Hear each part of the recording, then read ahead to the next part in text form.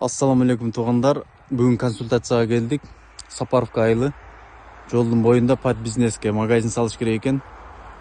Могу зданияны алыш керек деди. Шуну алып, ордуна фундамент коюп, 10-15 кылып магазин салыш керек. Квадрат метри 16 миңден каркасын тургузушуна. Ичине ага нелер кирет? Материалы, устакысы, тамак аш, бүт жатакына ошо бизден болот. Заказчиктен акчасын гана берет, бүткөн даяр каркасын көрөт. Планировкасына да жардам бердик.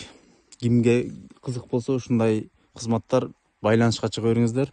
Үй, помещение, под бизнес, 2 этаж, 3 этаж бардыгын принимать эте беребиз. Кайерге барыш керек болсо барып планировкасына жардам берип, үйлөрдүн бизде проектилери дагы бар, прайс-лист бар.